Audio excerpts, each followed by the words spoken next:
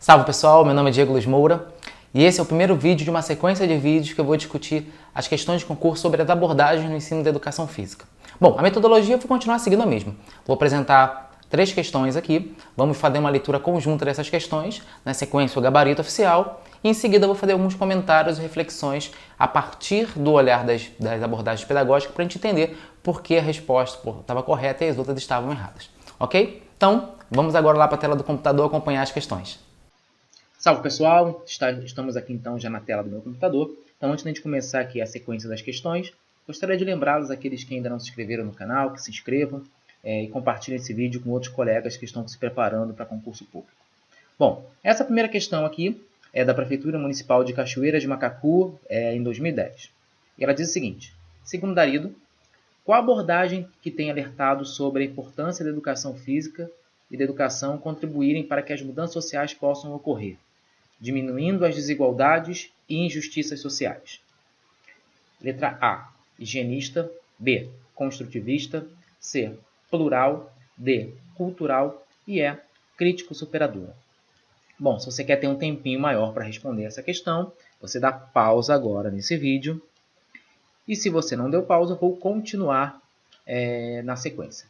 Tá bom? Então, segundo o gabarito oficial, a questão correta é a letra E, crítico superadora. Bom, essa pergunta é uma pergunta mais geral, que ela quer tentar captar, de alguma forma, uma percepção mais geral do candidato sobre a ideia das abordagens. Algumas considerações devem ser feitas aqui.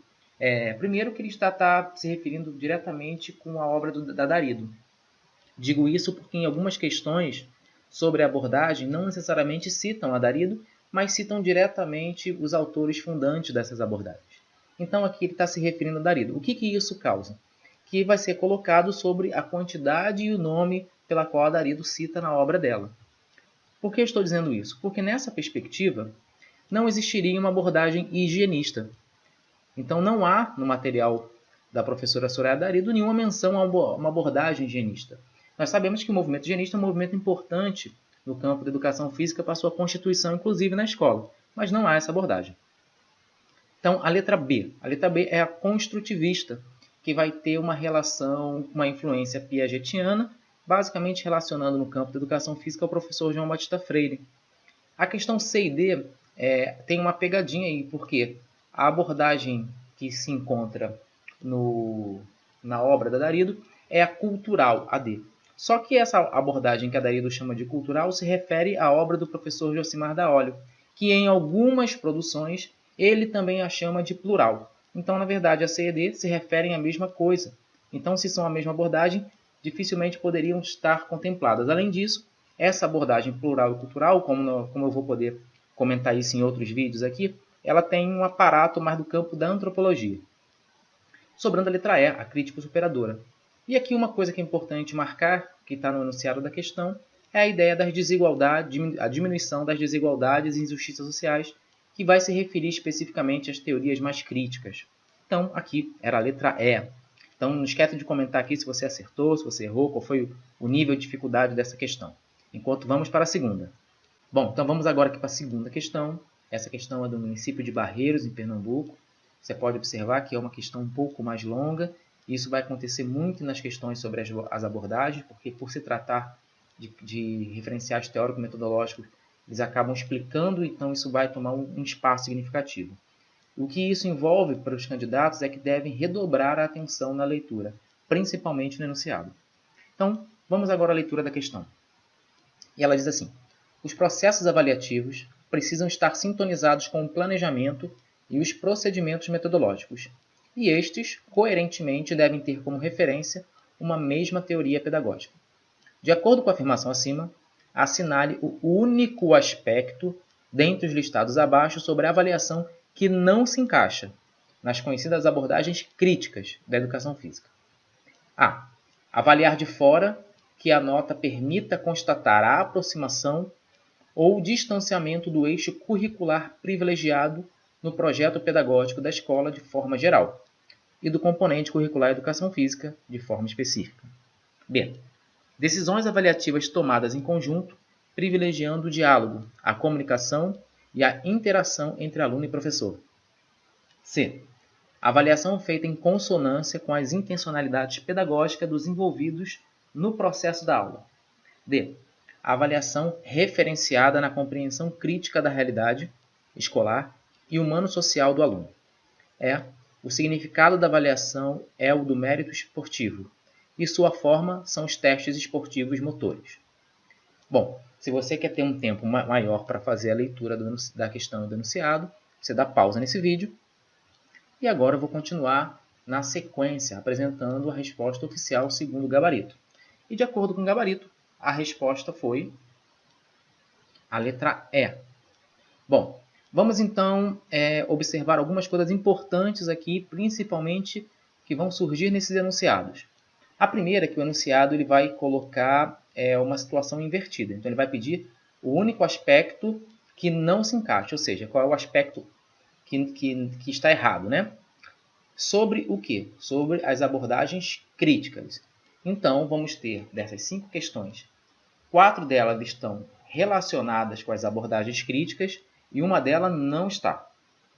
Assim como a relação com essas abordagens críticas está se referindo ao aspecto avaliativo. Perfeito? Então, vamos lá. A única errada seria a E. Vamos entender por que ela está errada. Vamos lembrar que as abordagens críticas elas têm como principal objetivo construir uma consciência crítica nos alunos, de forma que eles possam ressignificar o seu olhar do mundo a partir da aula de educação física, e o professor é um agente transformador que ajuda a transformar essa realidade. Então, tem toda uma ideia de julgamento do que está ao seu redor, uma tomada de decisão com um olhar crítico das desigualdades, etc. Logo, há um contraponto de todo esse movimento crítico relacionado a alguns elementos que estão na ideia esportiva, como o esporte ter uma característica elitista, ter uma característica que apenas os mais hábeis possam jogar, e muitas dessas características estão dentro da ideia de mérito esportivo, ou seja, só aqueles que têm maior competência para jogar jogam.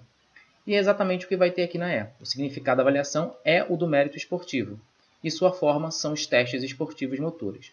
E aqui apresenta uma outra característica que vai estar relacionado com uma crítica ao movimento de todo esse movimento crítico, que é a ideia dos testes padronizados que reproduzem um determinado padrão daquilo que o aluno deveria alcançar. Então, há 2 elementos aqui que nos ajudariam a compreender que essa questão estaria errada e logo seria a questão a ser marcada. E agora vamos ver por que as outras questões estariam erradas. Então, a gente pode perceber aqui que vai ter elementos na questão A, B, C e D que vai dar percepção de um alinhamento mais próximo das perspectivas críticas. O primeiro que a gente pode observar aqui é a ideia de intencionalidade pedagógica, ou seja, colocar as características pedagógicas em primeiro plano, e isso está relacionado em detrimento do ensino apenas das competências esportivas ou do próprio chavão, que ficou muito conhecido como esporte na escola. E aqui em cima na A, a gente pode ver essa ideia de aproximação e distanciamento do eixo curricular, o que dá uma relação, como ele fala no enunciado, com a coerência entre o planejamento e os procedimentos metodológicos. Bom, se observarmos também a B e a D, nós vamos perceber alguns elementos que estão sempre relacionados com as abordagens críticas, que é a ideia da comunicação e interação, porque, como nós sabemos, todo esse debate crítico ele vem influenciado via teorias críticas da educação, e essas teorias críticas da educação, quando chegam no Brasil, tem alguns professores intelectuais que servem que disparam essas reflexões, e Paulo Freire é um deles. Então, a ideia do diálogo de interação vai estar muito próximo. Assim como há uma perspectiva crítica também via Escola de Frankfurt, que acabou privilegiando a ideia da interação e do diálogo. Então, esses elementos, esses termos, ele vai nos aproximar de uma abordagem mais crítica. E na D fica mais explícito quando ele fala da ideia de compreensão da realidade crítica, né? Compreensão crítica da realidade escolar e humano-social. Então, logo, A, B, C e D haviam elementos que nos podiam nos aproximar das abordagens críticas, e assim como na E ficava muito claro elementos que nos afastavam de uma abordagem mais crítica. Bom, então me diga aqui nos comentários o que você achou dessa questão, qual foi o nível de dificuldade, e vamos passar aqui para a última questão de hoje.